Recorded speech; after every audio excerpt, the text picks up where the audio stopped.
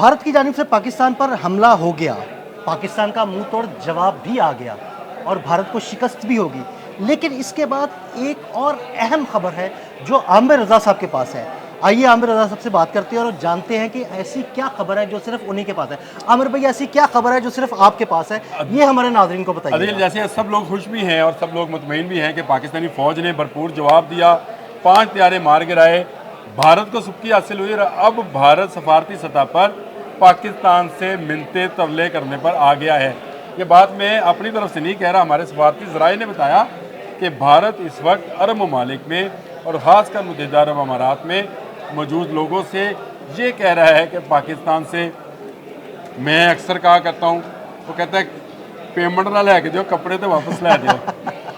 ये वाला मामला है। इस वक्त मोदी जो है, मोदी सरकार उन आकाओं के पास वो समझती है कि जिनके पास जाकर उसे कुछ मुक्ति मिल सकती है उस अजाब से जो पाकिस्तान एयरफोर्स ने, पाकिस्तान आर्मी ने उस पर मुसल्लत कर दिया है। इस वक्त डीमोरलाइज है भारतीय फ़ज़ाइया, भारतीय आर्मी के बहुत सारे लोग हमारी इतलात के मुताबिक इस वक्त रिज़ाइन लिखे बैठे हैं और मोदी ये चाहता है कि किसी तरह इस मामले को यहीं पर रोक दिया जाए।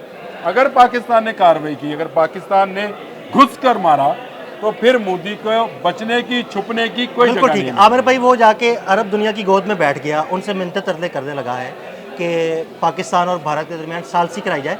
अब अरब दुनिया की तरफ से क्या जवाब मिला मोदी को?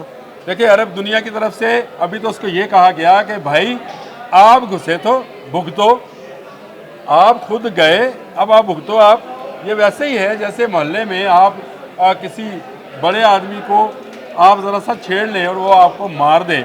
इस तरह से रात हमने क्या मारा, चपेड़े मारी उसको, बिल्कुल, पाँच, एक नहीं, 2 नहीं, 3 नहीं, 5 चपेड़े मारी और उसके जहाज़, कुछ मलबा इधर गिरा, कुछ उधर गिरा, कुछ इस पार, कुछ उस पार।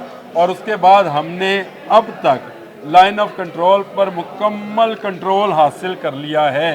किसी फौजी चौकी, किसी फौजी चौनी, किसी ब्रिगेड के ऑफिस में कोई भारतीय फौजी मौजूद नहीं है। सफ़ेद झंडे लहराकर भाग चुके हैं। अब वो ये भुगते, ये अभी अरब ममालिक के पास गया है, अभी इसने अमेरिका के पास जाना है, अभी इसने बाकी ममालिक की मिन्नतें करनी है। और मैं ये समझता हूँ कि मोदी फंस चुका है बुरी तरह। वो अपने वोट के लिए उसने ये जाल बुना था और उसी जाल में फंस कर आज वो तिलमिला रहा है। और मैं तो ये समझता हूँ कि बंदर के हाथ में राइफ़ल थी और अब वो राइफ़ल चला तो बैठा है, अब उसको खुद समझ नहीं आती कि उसके बरूद से वो जो खौफ है, वो डर रहा है, मर रहा है और मरता रहेगा।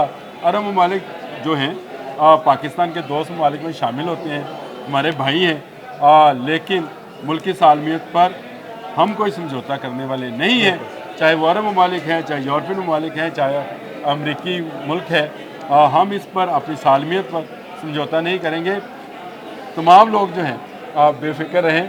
खबर यही है कि भारत अब तरले मिन्नतों पर आ गया है और जंग को बंद करवाना चाहता है, रोकना चाहता है, जवाब से डर रहा है कि पाकिस्तानी शहीन, पाकिस्तान आर्मी कब उसका जवाब दे। बिल्कुल, यानी अरब ममालिक की तरफ से भी भारत को टक्का सा जवाब दे दिया गया कि भाई जंग तूने शुरू की, अब खुद ही भुगत।